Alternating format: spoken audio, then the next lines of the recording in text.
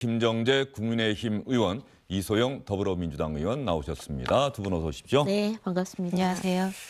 이상민 장관 해임 건의안 통과되고 지금 여당과 야당이 상대를 상당히 강하게 비난하고 압박하고 있는데요. 어떻게 생각하십니까? 사실은 이번에 국조하기로 한 이유가 이태원 참사 국조하기로 한 이유가 예산안 통과가 더 핵심이었거든요. 그래서 예산안 통과를 하고 국조를 제대로 한번 하자. 그리고 처벌할 사람 처벌하자. 그게 이제 법적 또 정치적 도의적 다 포함해서라고 서로 합의를 했는데 그 합의가 깨지는 게 너무 안타까웠습니다. 그리고 결국은 저희가 처음에 이재명 방탄 아니냐라고 의심을 했었는데 또 이런 식으로 합의를 깨고 정말 합의한 이 잉크가 마르기도 전에 깨고 나니까 저희로서는 굉장히 참담하고요. 그리고 국회 안에서 수적으로 이 과반이 안 되니까 이거는 완전히 국회만큼은 정말 모든 걸 민주당이 정말 전횡을 하는구나 이런 생각이 어제는 사실은 참담했습니다. 예, 참담하셨다. 이소영 의원 생각은요? 저는 어제의 장면이 좀 기이하다는 생각이 들더라고요. 그러니까 12구 참사에 대한 책임을 물어서 국회가 해임 건의안을 통과시키는 상황인데 국민의힘 의원들이 본회의에서 고성을 지르고 피켓을 들고 대선 불복이다 이러면서 엄청나게 강력한 의사진행 발언을 하고 또 해임 건의안이 표결되는 동안 바깥의 로텐더홀에서 또 피켓 시위를 전원이 하는 모습을 보면서 이재명 방탄이 아니라 이상민 방탄을 하고 있다. 이상민 장관이 책임이 없습니까? 또는 이상민 장관이 그렇게 모든 여당 의원들이 총동원돼서 지켜야 될 정도로 무슨 애국 영웅인가요? 그렇지 않잖아요. 저희가 아는 이상민 장관은 윤석열 대통령의 고등학교, 서울법대, 대학 후배이고 가장 아끼는 후배, 마음이 답답할 때 만나서 얘기하는 후배, 대통령이 아끼는 그 측근, 동문 후배 한 명의 장관을 지키는 것이 국정조사를 통해서 이 문제를 진상 규명하고 예산안을 처리하는 것보다 중요한가요? 국회를 파행시킬 만한 일인가요? 저는 그게 좀 이해가 잘 안 됐고 기이한 모습이라고 생각이 들었습니다. 예, 혹시 보태실 말씀 있습니까? 그러니까 다 네. 좋으신 말씀인데요. 우리가 어떤 사건이 벌어지면 당연히 책임을 져야 됩니다. 그런데 이제는 무조건적인 책임, 그냥 보여주기 위한 책임, 그냥 무릎 꿇는 책임이 아니라 진정한 의미에서 책임을 져야 된다고 저는 생각을 합니다. 우리가 세월호 때도 다들 장관 사퇴하고 해양 경찰청 해체하고 국민들한테 뭔가 시원하게 보여주는 것 같았지만 지난 7, 8년 동안이 조사를 했습니다만 달라진 게 없습니다. 그래서 이번만큼은 제대로 저희가 여야 합의를 한 게 뭡니까? 합의를 했지 않습니까? 도장도 찍었고 예산안 하고 그다음에 국조하고 국정조사 안에 대상자에 누가 있냐면은 행안부 장관 이상민이 있습니다. 그 리스트에 올라가 있고요. 그럼 당연히 조사를 해서 문제가 밝혀지면은 그때 그것이 법적 책임이면 법적 책임을 져야 되고 법적 책임이 없다면은 그때는 또 정치적 도의적 책임까지 저희가 물을 수 있는 겁니다. 그때 하자는 거지. 이렇게 예산안이 지금 얼마나 중요합니까? 사실 민생 그러는데요.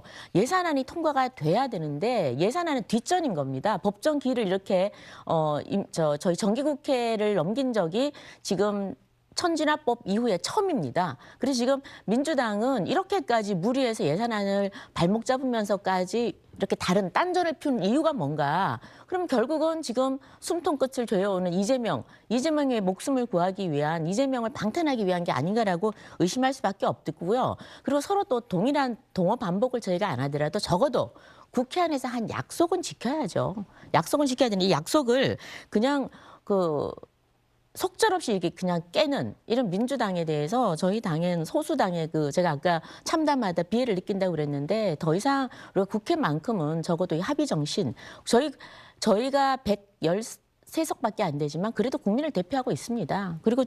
그리고 윤석열 정부 잔소리하지 말고 일 좀 하게 해주세요. 일 하려고 그러면 예산안 통과돼야 되고요. 국정조사 이것도 하면 되는 겁니다. 그런데 이런 식으로 이상민 장관 해임안을 갑자기 들고 나왔어요. 그래서 이거는 어떻게 생각하면 여야 간에 합의 정신을 깨는 거라서 저는 좀 이런 행태는 이제 좀 그만 스톱했으면 좋겠습니다. 자, 한 말씀만 드릴까요? 이상민 장관 해임 요구 안 한다는 합의 누구도 한 적 없고요. 그리고 갑자기 들고 나온 얘기라고 하시면은 그건 정말 황당한 주장입니다. 12구 참사 직후부터 유족들과 국민 여론과 야당이 줄기차게 얘기해온 게 이상민 장관 책임지고 사퇴하라는 거였고요. 한 달 반 동안 대통령실과 여당이 묵묵부답이었기 때문에 해임 건의안 제출하고 통과시킨 것입니다. 그렇게 야당이 강력하고 야당의 힘을 빌리고 싶고 협치하고 싶으시면요. 해임 건의안 지금 윤석열 정부 들어서 두 번째인데 이렇게 무시하는 게 거기에 일관된 온당한 처사인가요? 야당을 얼마나 무시하고 국회가 얼마나 아무것도 아니면 이렇게 헌정사상 8번째밖에 안 되는 해임 건의안이 2번이나 통과가 되고 이상민 장관에 대한 해임 여론이 이렇게 높은데도 유족들이 줄기차게 강력한 파면을 요구하고 있는데도 어떻게 이렇게 눈 하나 깜짝 안 하고 대통령실이 입장이 없다고 얘기할 수가 있습니까? 저는 이런 정부 여당이 야당이 발목을 잡아서 일을 못하네 이렇게 얘기할 자격이 전혀 없고요. 일을 좀 하셔야 되고 일을 하시려면 협치하셔야 되고 협치하시려면 야당과 국회에 대한 기본적인 존중이 있어야 된다라고 생각합니다. 저는 이번에 이 사건을 다른 시각에서 한번 보고 싶어요. 첫 번째는 지금 민주당이 근데 예산안은 일단 예산안 발목을 잡아놓고요. 이 윤석열 정부가 하는 일을 좀 막아야 되는데 또 이 다수당이 할 수 있는 일이 많지 않습니까? 근데 해야 되는데 뭘 할까 아무리 생각해도 건드릴 게 없는 거예요. 윤석열 정부가 지금 가장 핫하게 소위 말해 공격할 수 있는 포인트는 이태원 참사입니다. 이태원 참사에서도 누군가는 책임을 져야 되는데 이상민이 물러나지 않는다. 공격하기 좋은 포인트입니다. 그다음 대통령께서는 이상민 국정조사하고 경찰조사 끝내고 책임 있으면 물러나게 하겠다. 백주수표 낸 거나 다름없습니다. 그럼에도 불구하고 이 대통령께서는 그때까지는 만약 해임 건의안을 하면 제출하면은 거부하겠다는 의사를 분명히 밝혔습니다. 따라서 민주당은 해임 건의안 어차피 대통령이 받아들이지 않은 걸 알면서 그냥 때리는 겁니다. 뭐냐면 결국은 대통령 흠집을 낼 수 있는 유일한 사안이라는 거죠. 두 번째, 지금 민주당 안에는 4분 오열입니다. 지금 이재명 대표 때문에 이재명만 살고 민주당은 죽는다. 요즘 이생민사. 이런 말이 있지 않습니까? 그리고 예. 또 당내에서 지금 많은 의원들이 지금 이재명 좀 내려놔라. 그리고 이재명 그 공천권도 내려놔라 등등 여러 딴소리가 나옵니다. 그래서 저는 이번에 이상민 해임 건의안을 가지고 한번 호로라기를 불었다. 사상 검증에 들어가지 않았나. 예? 어떤 생각을 가지고 과연 민주당 의원들 한꺼번에 한번 모아보자. 줄 세우기 한번 해보자. 한번 시험 한번 해본 저는 그런 느낌까지 들었습니다. 굳이 지금 할 필요가 없다는 거죠. 얼마든지 경찰 조사 끝내고 검찰 조사, 국정조사 통해서 끝나고 책임자 처벌할 수 있다는 겁니다. 그리고 국조에 저희가 합의를 한 내용은 이상민 장관을 거기에 저희가 증인으로 이름을 올린 이유는 다 같이 합의를 했기 때문입니다. 근데 합의를 깬 거는 분명한 거죠. 이름은 올린 적이 없죠. 네. 아니 행안부 그리고 장관이 올라가 있죠. 핵심 증인인데. 요새 분리하면 핵심 무조건 증인인데. 이재명 대표 이름만 꺼내면은 다 그게 덮어지는 줄 아시는 것 같아요. 이재명 대표가 정가의 보도도 아니고요.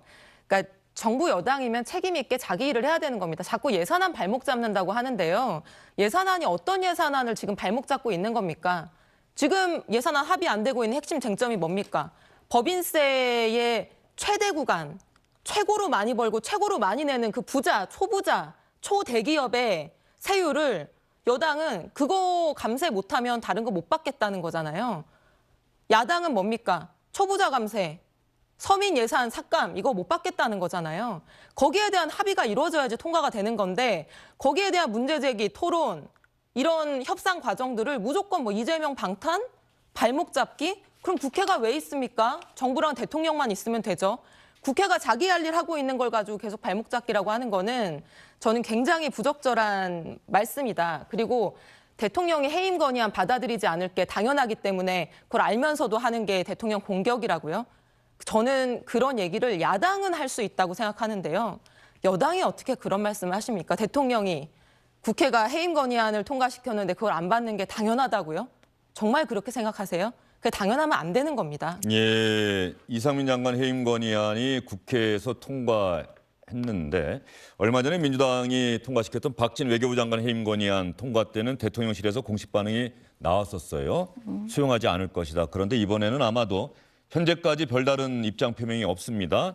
침묵하는 것으로 아마도 거부권을 시사하고 있다. 이런 해석이 좀 나오고 있는 것 같아요. 네. 침묵하는 것 그 자체만으로 해임 건의안을 받아들일 생각이 없다는 그런 뜻을 대통령실이 대외적으로 보여주고 있는 것이 아닌가 이런 해석이 나오고 있는 상황인데요. 이상민 장관 오늘 아침 출근길에 기자들의 질문 많이 받았을 텐데요. 기자들의 질문에 대답을 했는지 한번 보겠습니다.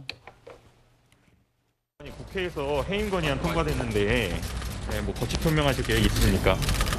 네, 뭐 특별히 드릴 말씀이 없습니다. 뭐 대통령실에서 딱히 뭐 연락받은 거 있으실까요, 장관님? 유가족 협의 얼마 전에 출범했는데 지나가겠습니다. 혹시 뭐 같이 유가족분들과 앞으로 소통하실 계획 좀 있으세요? 지나가겠습니다. 예, 특별히 드릴 말씀이 없습니다. 지나가겠습니다. 이렇게만 이야기하고 기자들의 질문에 답변하지 않았는데요. 이소영 의원님, 어제가 일요일이었잖아요. 네. 일요일에 국회 본회의가 열린 거 제 생각에도 제 경험에도 상당히 이례적인 일이었고 어제 안건이 이상민 장관 해임 건의안. 물론 국회 본회의에 보고되고 24시간 이후 72시간 이내에 표결 처리해야 된다라고 하는 해임 건의안과 관련한 규정 때문이긴 하겠습니다만 일요일인데도 민주당이 사실상 단독으로 이상민 장관 해임 건의안 통과시킨 것 나중에 혹시 역풍이 부는 것 아니냐 뭐 이런 어떤 부담 이런 걸 내부적으로 좀 고심하는 목소리는 없는 건지. 뭐 일요일이 아니라 필요하면 사실 국회 회의야 더한 날도 열려야 되는 거죠. 필요하면 열리는 거고 사실 정치인, 국회의원, 뭐 공무원한테 주말이 어디 있습니까? 그건 그런데 사실은 일요일에 본회의 여는 게 뭐 드문 있는 건 일이죠. 아니죠. 네. 예. 그래서 일요일에 열었다라는 것 자체가 어떤 문제는 아니라고 생각을 하고요. 결국에는 이상민 장관이 이 12구 참사에 대해서 어떤 책임을 져야 되는가에 대한 국민들의 마음과 여론이 어디로 가고 있는지 그리고 야당이 그 마음을 잘 읽고 그 마음에 부합하게 어떤 조치를 행동을 하고 있는 건지 그게 중요하다고 생각하는데 저는 뭐 지금까지의 국민 여론 그리고 유족 그리고 많은 뭐 언론인들이 일관되게 저는 그렇게 보고 있는 것 같습니다. 그러니까 지금 벌써 한 달 반이 지났지만 제가 이 말을 하기가 지겨울 정도로 네. 책임지는 사람 아무도 없고 지금 그런 일이 마치 없었다는 것처럼 세상이 흘러가고 돌아가고 있잖아요. 아까 김정재 의원님 세월호가 있었는데도 불구하고 아무것도 바뀌지 않다가 또 이런 참사가 났다는 취지로 말씀하셨는데 그런 세월호라는 정말 아픈 상황, 사고가 있었음에도 불구하고 우리 사회에서 이런 참사가 또 일어난 거는 국가가, 정부가, 정치가 한눈 팔고 딴짓하고 있었기 때문 아니겠습니까? 그래서 이런 참사가 일어났을 때 더 강하게 책임을 요구하고 더 오래 슬퍼하고 또 더 시끄럽게 요구하고 토론하고 그런 과정들이 있어야 된다고 생각을 합니다. 그게 앞으로의 이런 불행한 일을 막는 데에도 저는 도움이 된다고 생각합니다. 예, 알겠습니다. 그리고 김정재 의원도 이상민 장관이 책임이 있다면 책임을 질 것이라고 생각한다는 이야기는 계속 하셨죠? 네, 저는 그렇죠? 그렇게 생각을 합니다. 네, 예. 저는 그렇게 생각하고, 근데 저 그런 게 있는 것 같아요. 근데 지금이 저희가- 아닌 이유는 뭡니까? 그 책임을 질 거라고 생각하는데 지금은 사실은- 지금은 아니다라고 생각하시는 그 부분이 사실은 가장 큰 쟁점이잖아요. 네, 그러니까 예전에는 이랬었죠. 예전에 어떤 사건이 벌어지면 그 관련된 국무위원들은 거의 대부분이 바로 그 자리에서 즉시 사퇴를 했습니다. 네. 그래서 책임의 내용이 어떤지 또 그 강도, 경중이 어떤지는 따지지 않았습니다. 일단 자리에서 나가는 걸로 국민들 마음을 달래줬습니다. 그리고 누군가는 책임진다는 그런 자세를 보여줬죠. 그리고 그 이후에 뭐 제도 개선이니 등등 했는데 그다음부터 흐지부지입니다. 그러니까 소위 언론의 관심이 또 지속적으로 있을 수는 없는 것이고요. 근데 사실은 그런 게 있습니다. 제가 다 결혼을 하는데요. 100% 대부분 결혼을 하는데 결혼 안 하고 싱글로 버티는 건 상당히 어렵습니다. 사실은 훨씬 더 어려워요.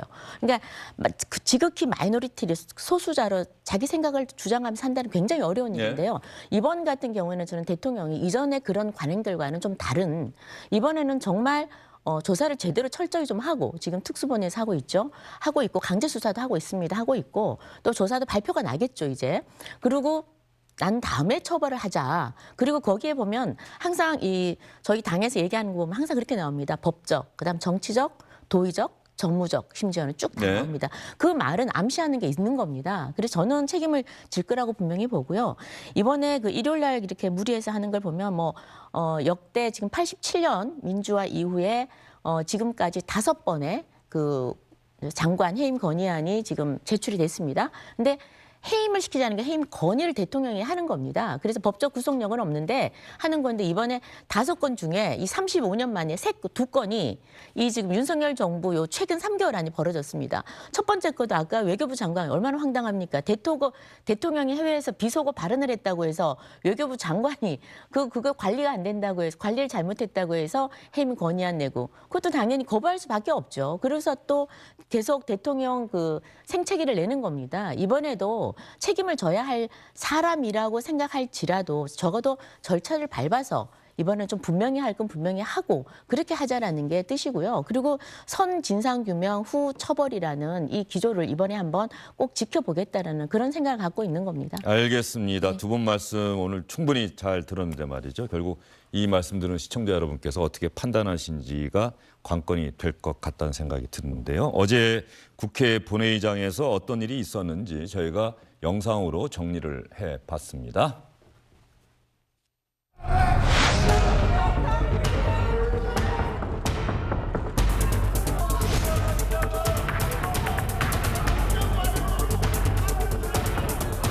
왜 조사도 하기 전에 행안부 장관부터 해임을 내야 됩니까? 여러분들이 감행만 가지고 수정안을 처리하겠다는 것이 바로 대선을 굴복하는 것입니다. 재난과 안전관리 네, 아마 182명이 찬성표를 던진 것으로 봐서 민주당 의원이 169명 그러면은 정의당 의원의 무소속 의원들 중에 상당수가 찬성표를 던진 것 아니냐.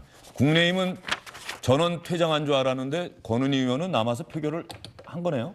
네, 예. 표결을 한 걸로 알고 있습니다. 예, 네. 권은희 의원의 또 선택대로 존중하시는 겁니까? 존중해야 지금 어떻게 하겠습니까? 근데 정상적으로 예. 적어도 권은희 의원님이 앞뒤 안 맞는 얘기를 하는데 우리 정당에 가입해 있으면서도 본인은 지난번에 한번 우리 중앙윤리위에서 징계 절차를 한번 밟았었거든요. 왜냐하면 지난번 경찰국 신설할 때 그때도 그 이상민 탄핵 거론할 때 함께 탄핵을 얘기를 했습니다. 그래 그때도 당 윤리위를 열어가지고 주의 처분을 했는데 이때 난 내 주장대로 하겠다. 왜 정당 일을 강요하느냐. 헌법에 따라서 나는 국회의원의 소임을 다하겠다라고 얘기를 했거든요. 그러면 정당의 가치와 생각이 안 맞다 그러면 탈당해야죠.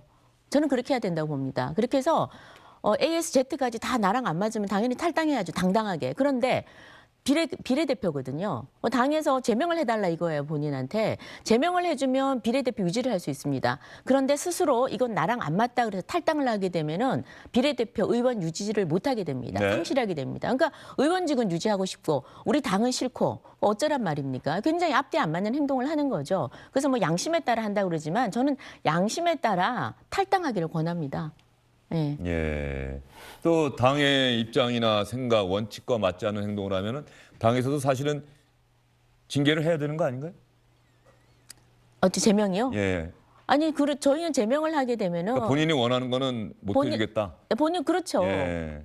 본인이 원하는 걸 저희가 해줄 필요는 없죠. 예. 예, 스스로 안 맞으면 나가면 되는 것이고 그렇지 못하기 때문에 지금 앉아서 계속해서 저희 당하고는 아마 다른 주장들을 하면서 계속 저는 민주당하고 같이 하지 않을까 그렇게 생각이 듭니다. 예. 예.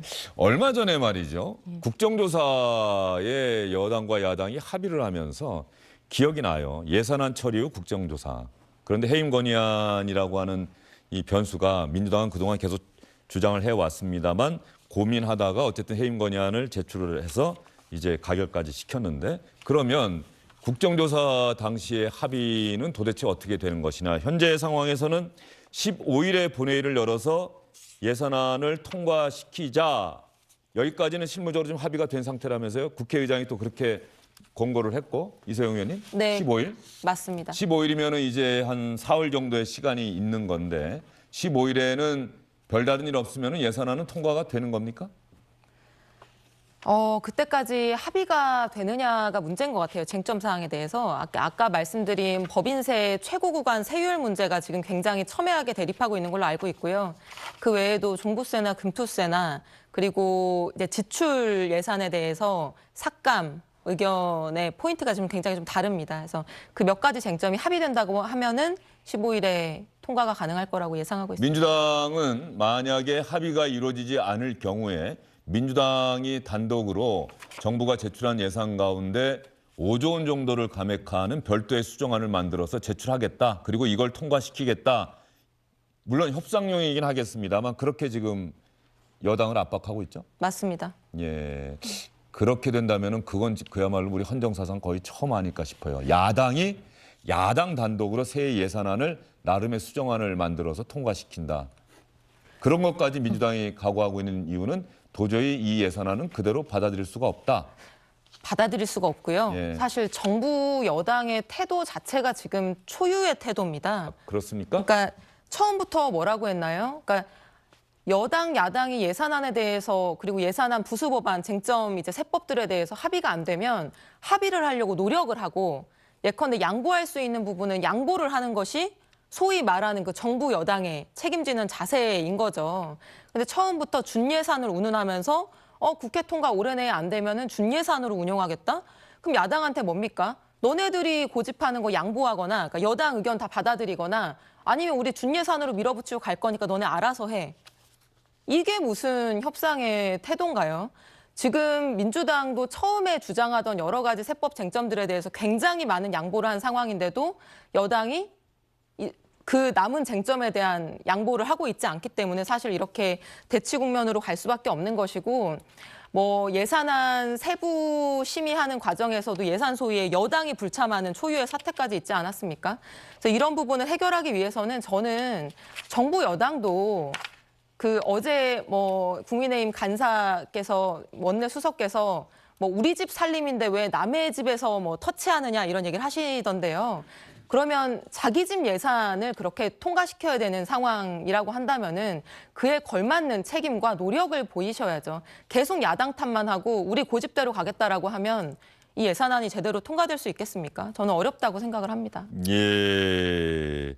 자, 그러면 시청자 여러분의 기억을 되살려드리기 위해서 지난달 23일에 여야가 예산안 처리와 국정조사 특위 구성, 예산안 처리 후 국정조사 실시라고 하는 그 합의를 발표할 때 어떤 이야기를 했는지 여러분께 다시 한번 들려드리겠습니다. 여야가 함께 받아 안아서 논의한 끝에 국정조사를 실시하기로 뜻을 모았고 또 성과를 내기 위한 노력을 같이 하기로 했습니다. 수사가 끝난 이후에 국정조사를 하겠다는 계획을 가지고 있었습니다만은 다수 의석을 가진 민주당이 내일 혼자서라도 의결하겠다고 해서 저희들은 국회가 같이 여야가 국정조사를 하는 것이 국민에 대한 도리가 아닌가 생각을 했고 그래서 예산안이 처리되고 나면 여야가 같이 국정조사를 하기로 그렇게 합의에 이르렀습니다.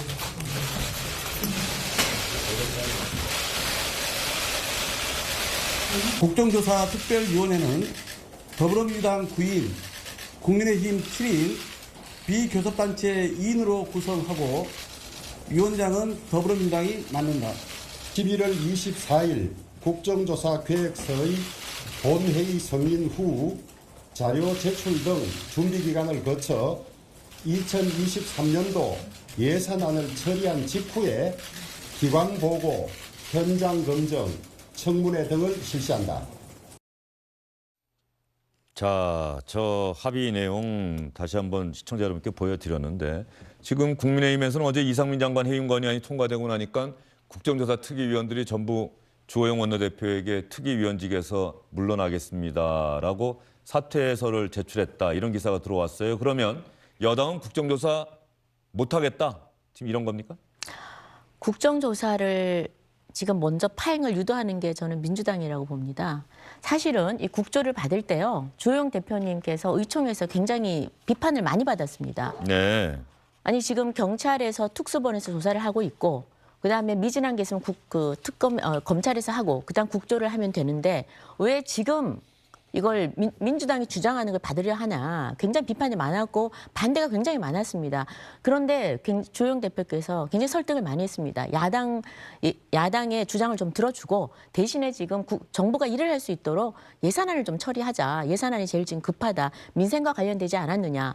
그래서 저희가 대폭 양보를 한 겁니다. 그리고 주호영 대표는 심지어는 리더십에 상당히 리스크까지 감수해가면서 받았어요. 받았는데 느닷없이 갑자기 이상민 그 해임 건의안을 갖고 나오니까 지금 주 대표께서 당내에 지금 굉장히 입지가 좁아지고 있습니다. 그거 봐라. 또 민주당한테 속지 않았느냐. 그러니까 국조 끝나고 난 다음 그 예산안 처리하고 국조하고 그리고 난 다음에 이상민 문제를 얘기를 하기로 했는데 이런 식으로 또 속지 않았느냐. 그만큼 경고했는데 왜 속느냐라고 굉장히 지금 사실은 비판을 많이 받고 있습니다. 자, 그런데 지금 국회는 다 아시겠지만 국회가 그러면은 민주당이 지금 뭐 약자 코스프레를 아무리 해도 진실은 바뀌지가 않습니다. 국회 내에서는 지금 민주당이 그야말로 거대 야당이 뭐든지 할 수 있습니다. 뭐든지 다 할 수 있습니다. 마이더스의 손입니다. 이 지금 첫 번째는 예산안 정부가 편성권을 가지고 있습니다. 정부가 편성을 했는데 정말 잘못된 것이 있다면 감액을 좀 하고 또 필요하다면은 증액을 하고 이게 나중에 우리가 심의권만 있는 거예요. 그런데 아예 이거를 편성 자체를 민주당이 할 것처럼 자기들이 하고 싶은 대로 다 해서 그냥 단독 통과시키겠다는 거예요. 그것도 문제고. 두 번째는 정부가 지금 윤석열 정부가 아무리 일을 하려고 그래도 근거되는 법안이 개정되지 않고는 할 수가 없습니다. 그런데 지금 법안이 윤석열 정부 지금 출범한 이후로 단 한 건도 통과를 시켜주지 않고 있어요. 할 수 있는 게 아무것도 없습니다. 지금 쟁점 법안이 되고 이번에 그 예산안 통과가 되려고 그러면은 그거 관련돼서 예산 부수 법안이라고 있습니다. 그게 이제 제일 핵심되는 게 지금 법인세가 지금 쟁점이 되고 있는데요. 법인세는 다들 아시겠지만 지금 대한민국 법인세가 기업이 25%입니다. 그래서 지방세까지 합하면 지금 3천억 이상의 영업이익을 내고 있는 그 회사들이 최고율이 지금 27.5%까지 갑니다. 자, 이게 그러면 OECD 국가 중에 지금 7위인데요. 우리와 경쟁 관계에 있는 지금 반도체 산업의 대만 같은 경우에는 지금 20%입니다. 경쟁이 안 되는 거죠. 그래서 지금 법인세를 내려주는 게 이게 뭐 초부자 감세라 그러는데 그게 아닙니다. 기업이 일할 수 있도록 법인세를 내려주자는 겁니다. 그래서 과거에 김대중 대통령이나 노무현 대통령께서도 그 법인세 세율을 22%로 지금보다 3% 낮춘 겁니다. 근데 문재인 대통령이 다시 이렇게 3%를 올린 거죠. 지난 5년 동안 기업들이 정말 악소리 했습니다. 얼마나 힘들어했습니까? 이제 기업이 투자를 하게 하려고 그러면은 법인세 좀 낮춰줘서 해외 투자, 해외로 도망가지 않도록 그렇게 좀 하자는 게 취지고 또 법인세를 낮추면은 이 이익이 뭐 초부자들에게 간다. 근데 지금 최근에 그 조사한 결과에 의하면은 그 삼성도 조사를 해봤습니다. 그런데 삼성도 그 이익이 소위 이재용을 비롯한 그 특수 관계자인들한테는 약 20% 가고 나머지는 다들 소액 주주자들이 지금 많습니다. 그 소액 주주자에게 그 이익이 간다는 게 또 결과로 나왔고요. 그걸 떠나서 지금 우리 대한민국에서 문제되고 있는 게 뭡니까? 삼성전자나 지금 뭐 삼성 하이닉스나 다 지금 미국의 반도체 공장 세우고 있지 않습니까? 그리고 내년에도 지금 설비 투자 줄이겠다는 겁니다. 올해에 비해서 이건 늘리게 해야죠. 그러려고 그러면 기업이 신나게 일할 수 있도록 환경을 마련해 주는 게 국가의 책무입니다. 그거 좀 하자는데 왜 이렇게 민주당이 쌍수를 들고 이렇게 반대를 하고 발목을 잡고 가는 길을 막아서는지 정말 모르겠습니다. 그래서 2023년부터는 적어도 기업이 좀 일할 수 있도록 그리고 또 그 토대가 되는 일단 법인세 인하 민주당이 좀 같이 함께 여야가 찬성해서 좀 기업이 일할 수 있도록 하는 게 저희 책무가 아닌가 싶습니다. 네, 법인세 인하 같은 문제를 놓고서 여당과 야당이 토론을 한다고 한다면 그 부분은 뭐 국민들이 얼마든지 들어보고 지켜보고 누구의 논리가 더 맞는 것인지를 생각할 수 있는데 가령 이상민 장관 해임 건의안 같은 경우는 어쨌든 정치적인 사안이고 이 정치적인 사안이 예산안 처리와 국정조사라고 하는 여당과 야당의 합의 내용 이 합의가 지켜지지 못하도록 만든 하나의 변수가 됐다. 뭐 이 부분에 대해서는 어쨌든 또 시청자분들께서 나름대로 이 정치적 사안에 대한 판단은 별도로 하지 않을까 싶긴 한데요. 법인세 인하 현재로서는 예산안 처리와 관련해서 여당과 야당이 거세게 맞붙고 있는 하나의 지점인 것 같고요. 그리고 이상민 장관 해임 건의안에 대해서는 현재 대통령실은 침묵하는 것으로 사실상 거부하겠다는 의사를 밝히고 있다. 이런 분석이 나오고 있는 상황입니다. 해임 건의안과 관련해서 여당과 야당에서 어떤 이야기가 나왔는지 이재명 민주당 대표, 주호영 국민의힘 원내대표 이야기 차례로 들어보겠습니다. 안타깝게도 세월호 참사 이후에 가장 큰 참사인 12구 참사에 대해서 아무도 책임을 지지 않습니다. 오로지 형사 책임, 법적 책임만 따지고 있습니다.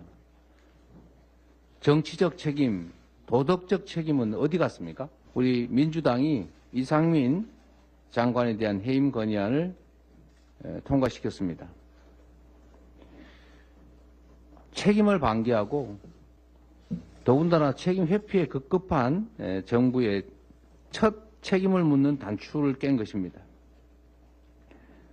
윤석열 대통령께서는 국민의 뜻, 국회의 뜻을 존중하시기를 당부드립니다.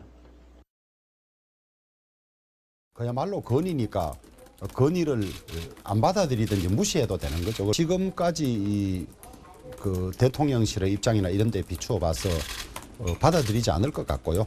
우리 당도 지금까지 일관되게 그 해임 건의는 맞지 아니하고 대통령께서 그걸 무시해야 된다는 입장을 가지고 있는데 뭐 무시하라고 건의할지 안 할지는 논의 중에 있습니다.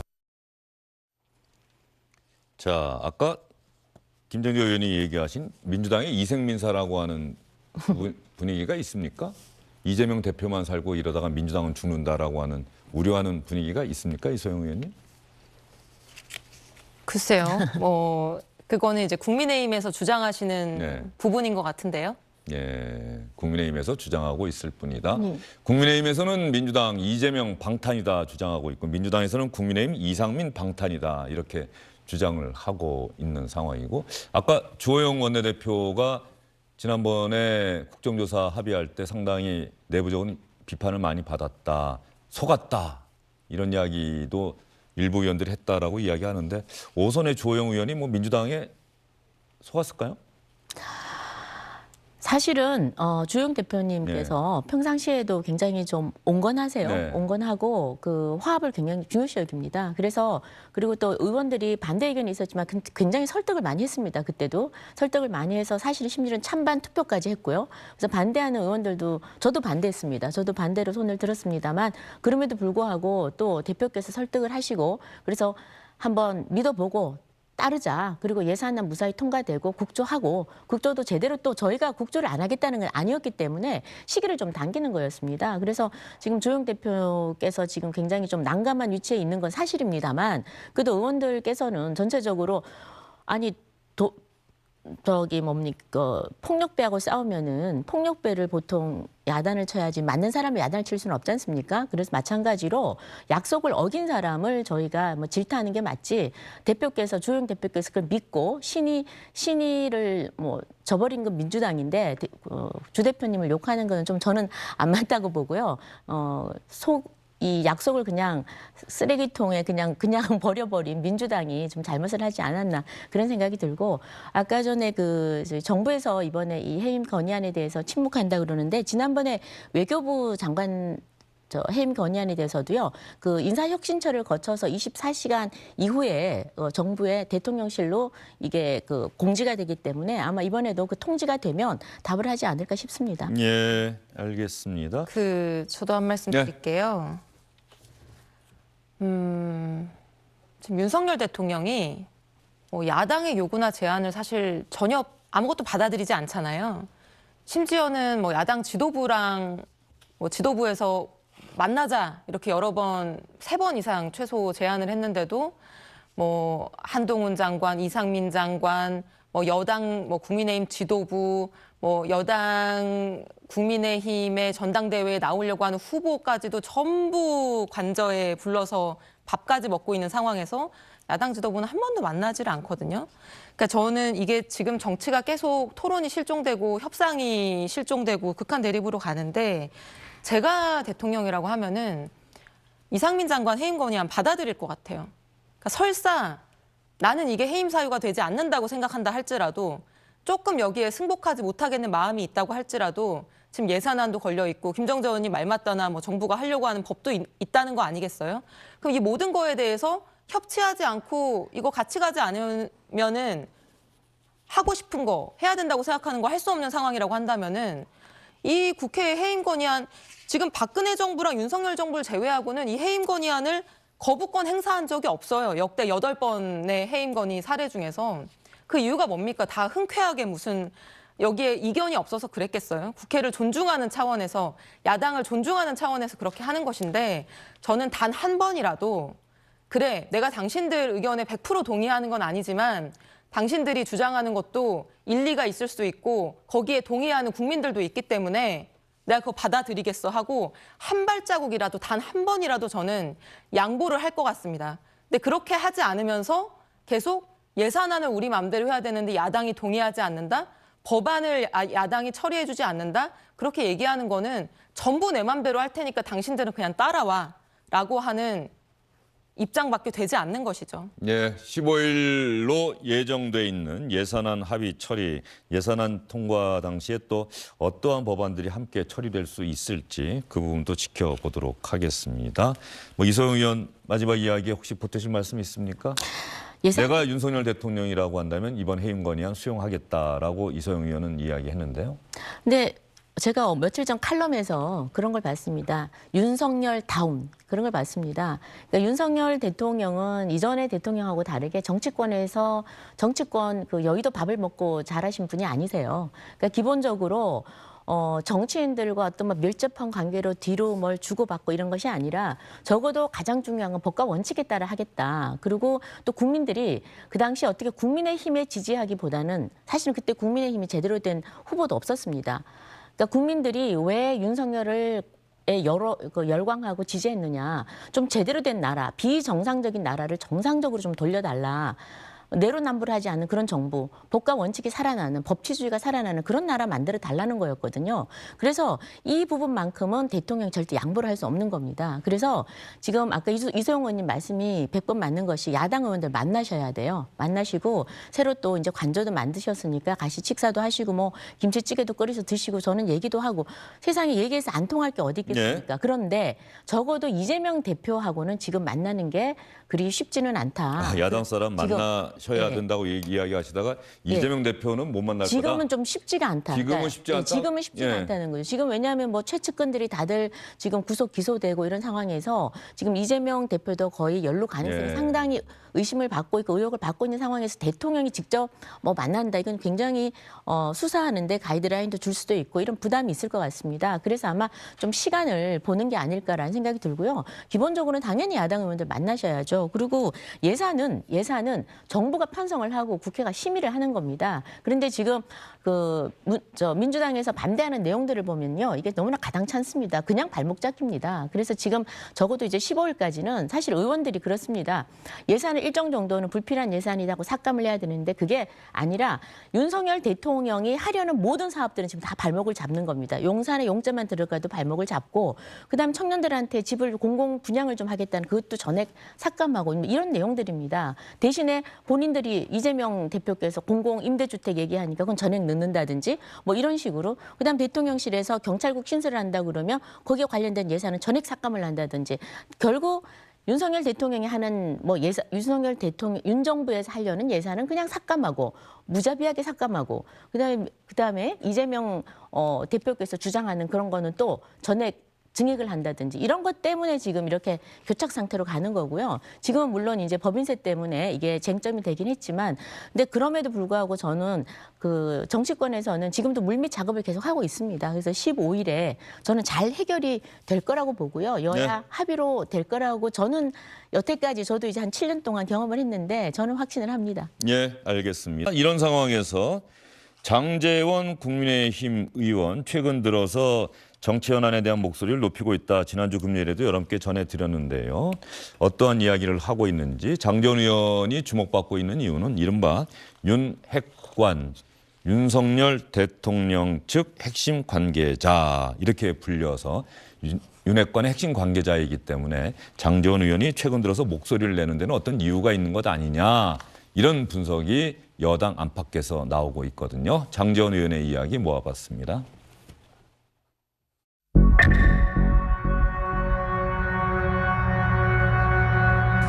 글쎄, 저는 어떤 의도로, 어떤 생각으로 그런 말씀을 하시는지 이해가 안 갑니다. 지금 원내 관련돼서 얼마나 현안이 많아요. 굳이 그렇게 안 해도 될 말씀을 해가지고 우리 당의 모습만 자꾸 작아지는, 그렇게 한 이유를 모르겠고요. 성에 차지 않는다는 뭐 그런 표현들을 뭐 윤심이 담겼다고 얘기를 하는데, 우리 대통령께서는 우리 전당대회 후보를 두고 성에 차지 않는다, 그런 말씀을 하시지 않을 거라고 보고요. 또 뭐 비대위원장께서 또 이런저런 뭐 후보에 대한 기준이랑 그렇게 말씀하시는 것도 부적절하다고 생각을 합니다. 왜냐하면 전당대회의 심판을 보시는 분이잖아요. 그분이 기준을 만들고 해서는 저는 옳지 않다, 그렇게 생각이 들고, 또 그런 것도 그런 얘기를 자꾸 하니까 일 잘하고 있는 한동훈 장관 차출론도 나오고 하지 않습니까? 전 우리 대통령께서는 그런 생각이 전혀 없다고 생각합니다.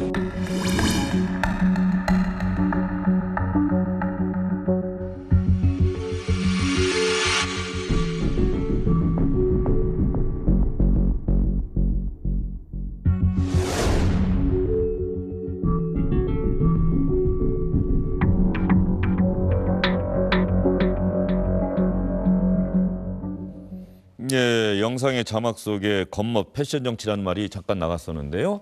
어제 국정조사 합의해줘서는 안 될 사안이었다. 합리적 운운하는 달콤한 속삭임에 꿰어 겉멋 패션 정치로 대응해서는 안 된다.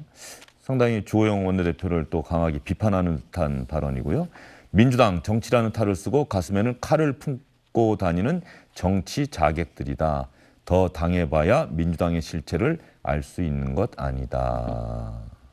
예, 장재원 의원이 이렇게 목소리를 높이면 어쨌든 당 안팎에서 주목하고 있고요. 이제 전당대회 차기 당대표도 조만간에 뽑아야 할 텐데 장재원 의원의 한마디 한마디에는 차기 당대표 경선 구도에도 어떤 내 의사가 이런 것이다. 그리고 장재원 의원의 발언은 장재원 의원 개인의 발언을 뛰어넘어서 윤석열 대통령의 의중이 실린 발언이다. 이런 해석이 나올 거라는 걸 알면서도 목소리를 높이고 있는 그 이유, 배경 어디에 있습니까? 사실은 그런 장재원 의원 발언이 윤 의중이 담겨 있을 거라는 말 때문에 사실 오랫동안 침묵해왔죠. 네.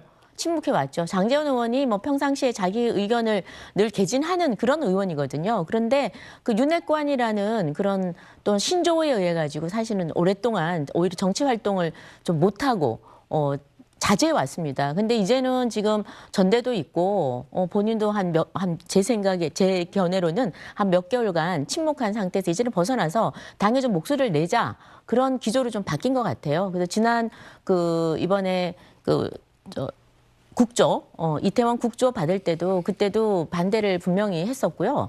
그리고 그때도 뭐 표결한 내용을 보면은 반대할 의원 반대하고 찬성할 사람하고 아주 각자 다양하게 했습니다. 그래서 뭐 어떤 윤의 의중, 대통령의 의중을 담아서 한다 이렇게 는 거는 언론에서 그렇게 해석은 하지만 저는 개인의 장재원 의원 개인의 소신 행동이라고 생각하고 소신 발언이라고 생각을 합니다. 예, 네. 장재원 의원이 지금 당직은 아무것도 없고요. 최근 예. 들어서 국회 행정안전위원장 상임위원장을 맡았는데 네.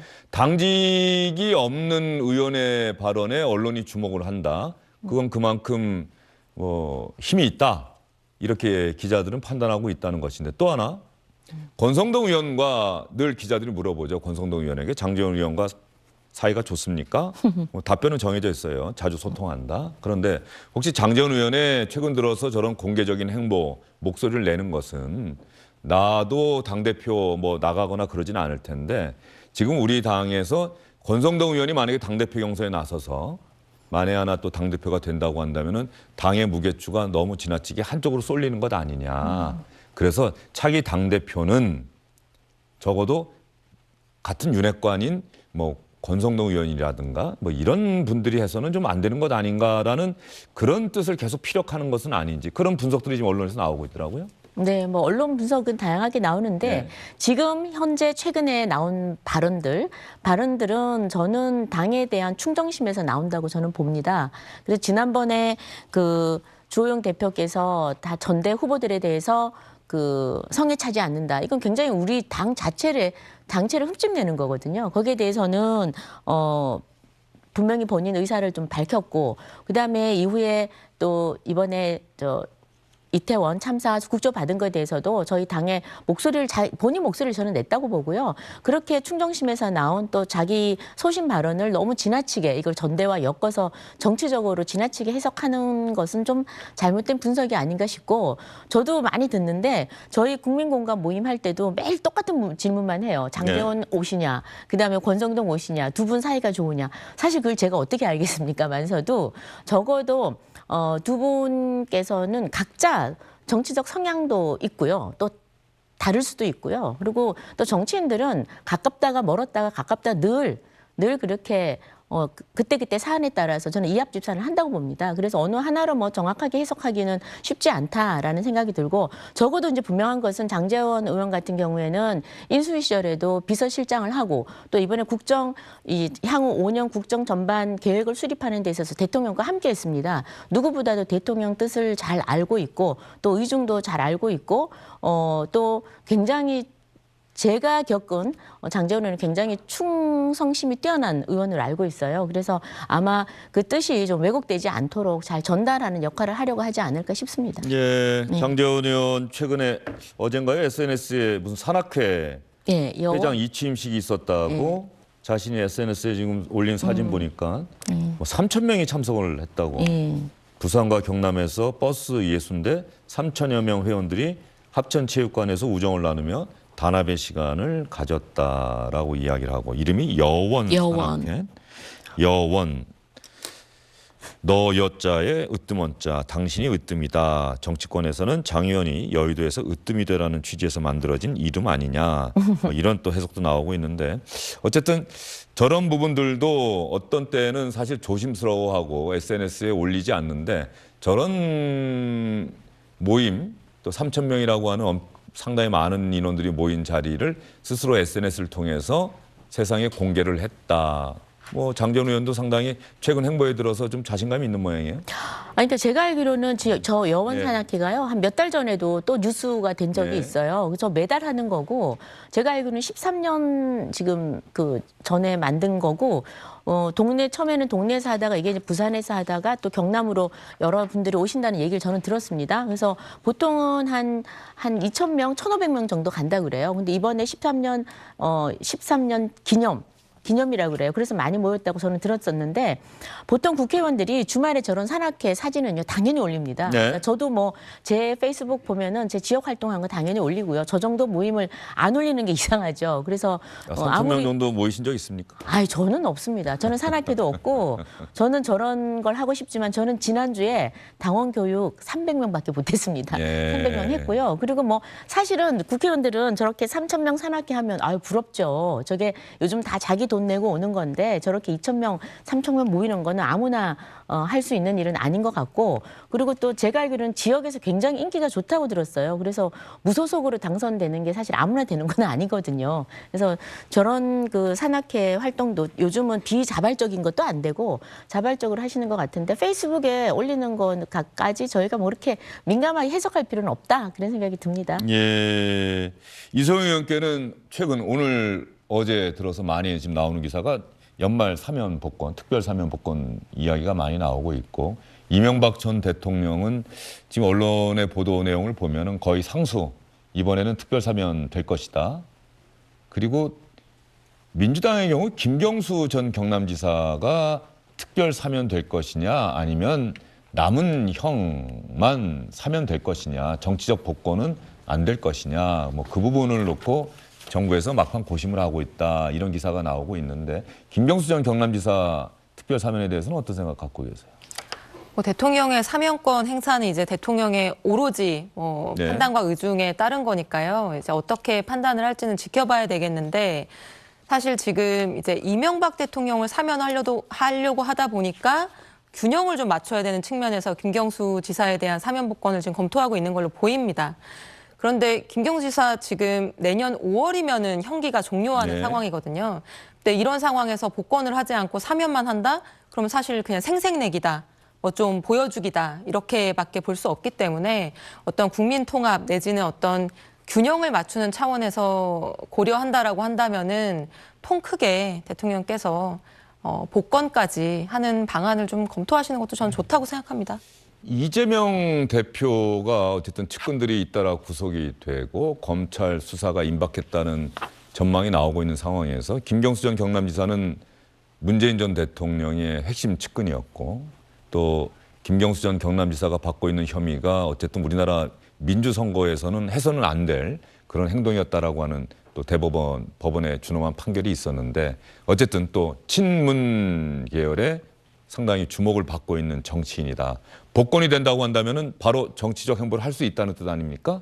피선거권도 회복이 돼서 출마도 당장 할 수 있고 그러면 민주당 내 어떤 지형 지금 현재 정치 지형에 상당한 폭풍이 불어올 수도 있다. 뭐 이런 전망도 있던데요. 법적으로는 복권이 된다고 네. 하면 선거에도 출마할 수 있고 행보를 이어갈 수 있겠지만 이제 보통은 이렇게 어떤 사법적인 처벌을 받고 사면이나 복권이 됐을 때 나름대로는 좀 숙고하고 자신을 정비하는 시간을 가지는 게 일반적인 사례인 것 같습니다. 그래서 아직은 사면이 될 것인지도 불명확하고요. 복권은 더 불명확하고 그 이후에 어떤 개개인들이 어떤 정치적 판단을 할 것인지는 더더욱 알 수 없는 부분이기 때문에 지금 뭔가를 얘기하는 거는 조금 이르다는 느낌이 듭니다. 알겠습니다. 정부에서 현재 특별 사면 어떤 사람들 사면할 것인지 본격적인 검토에 들어갔고 이달 안에는 결론을 내서 발표를 할 것이다. 뭐 이런 기사가 계속해서 나오고 있는 상황에서 제가 질문을 좀 드려봤습니다. 두 분과는 여기서 인사를 드릴게요. 수고 많으셨습니다. 감사합니다.